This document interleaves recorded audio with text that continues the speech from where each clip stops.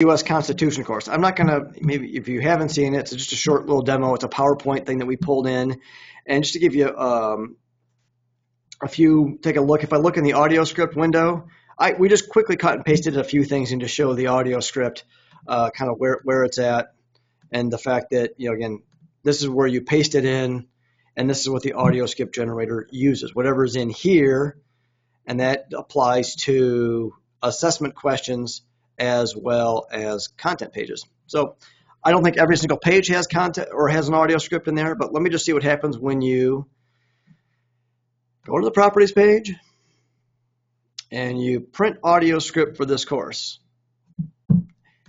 You click the next button, we identify to make sure we know it's it. Of course, depending on the course, it may take a little bit longer. This is a pretty short course. We know some of you have courses out there that are hundreds of pages, which may take a few seconds. You'll see this option of script layout or table layout. This is kind of a throwback. Pretty much everything now is table layout. I don't even know if script layout is an option, because the feedback we got was script layout without any kind of formatting doesn't do you much good. But let me just show you what happens when you do it in table layout. It creates an HTML table. Now, this is just a browser window, so you can come in here if you want to. You could save page as. If you want to save this as an HTML page, you can do that. Just for demo's sake, I think what I'm going to do is I'm just going to highlight all this text and cut and paste it into Word. Not properties.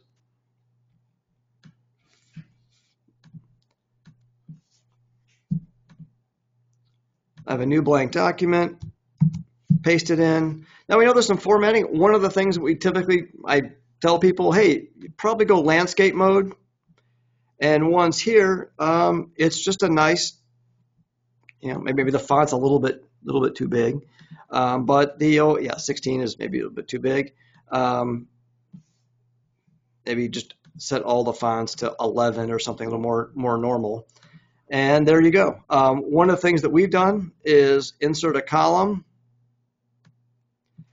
and maybe have a status.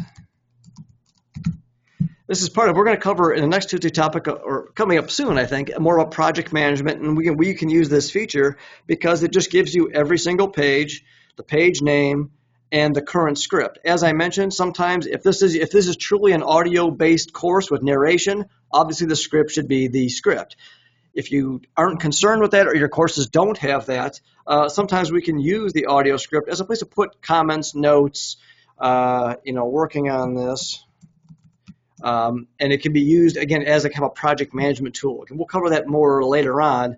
But this is the audio script. And it can be as, I don't need any drum roll here, but it is what it is. It's a handy feature, page by page, your entire course, whether or not it has content or not. I did mention the lack of hidden pages. So I believe in this particular course, I do have a hidden page called Secret Code, and you'll just notice that it's not in here. It's Overview of the U.S. Constitution is the first page, page 1, page 2, and the numbers here match the absolute numbers in the course, and we do not count hidden pages.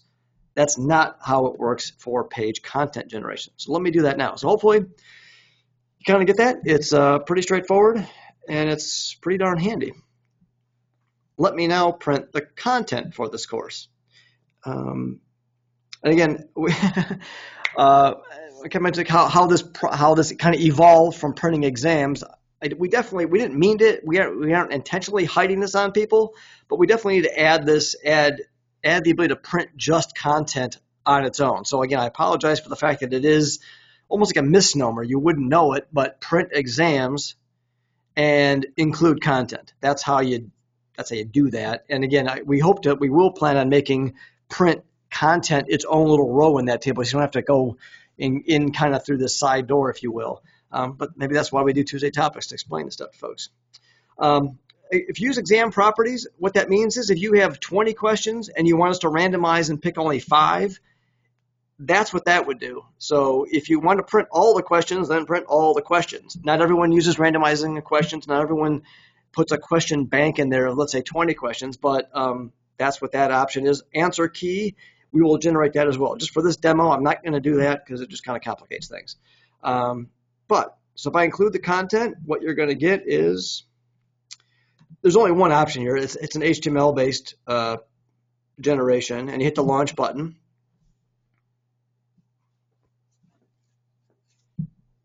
Oh, let me close this window. Let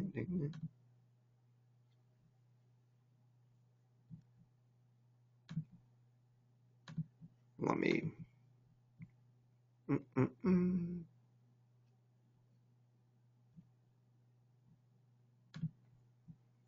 I'm missing a window here.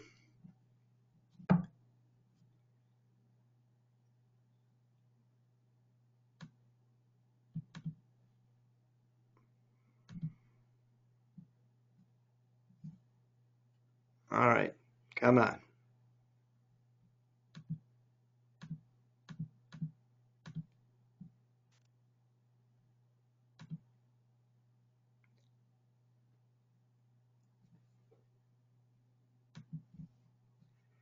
Let's give it a second.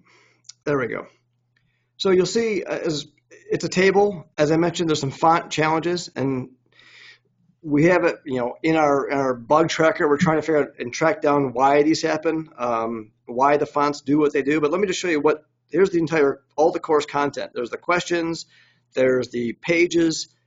I know the font, again, the fonts are a little bit messed up, but let me show you what we do with this course, with this content now that it's exported.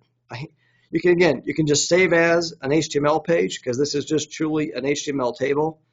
But from a practical standpoint, I'll show you what we've kind of perfected when it comes to pasting this into Word. So let me copy that. I just hit copy. Go to Word. Let me get rid of this one.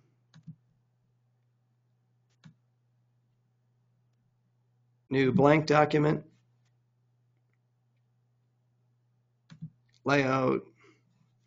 I don't know why it just seems like landscape's a better way to do it in this thing. And I set the margins to narrow because it's a lot of content. If you just hit paste, it goes in, and it's a little bit kind of messed up.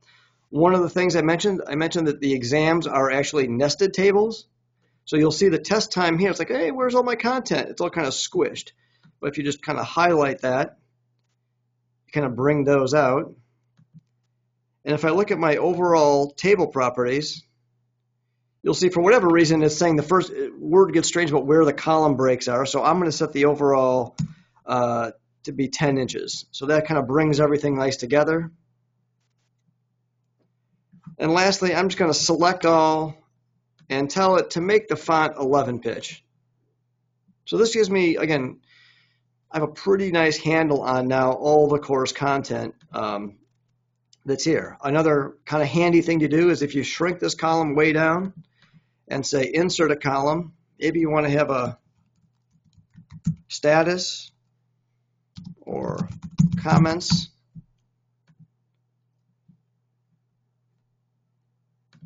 Boom. Center this. So this way is you have that option of to put in here. Just maybe you want to pass this Word document around to get people. Hey, can you take a quick glance at this thing? Maybe send it to the subject matter experts to validate that this phraseology is correct. So it's just a way that we can use, again, from a project management standpoint, from a tracking standpoint. It's just a kind of a handy way to go through and actually validate that things are in the course. Gives you that overview. If you want to print it out, take it home, curl up in bed, and if you have trouble sleeping, maybe you could fall asleep while reading your course, again, in this kind of offline mode. That's from a formatting standpoint. You'll see that we're working on trying to make it more better, but from a quick generation, hopefully you see that it wasn't that. You can maybe you want to rewind me and watch this again, but the steps were basically paste it in, change the layout to landscape. I fixed all the fonts to 10 pitch, and then I just kind of playing around with Word here as far as inserting columns or not adding columns, and realizing that the assessment has a nested structure in there because we're actually embedding the table of assessments inside the table of the content. So that's pretty straightforward. Hopefully that's and you just save as and kind of go from there.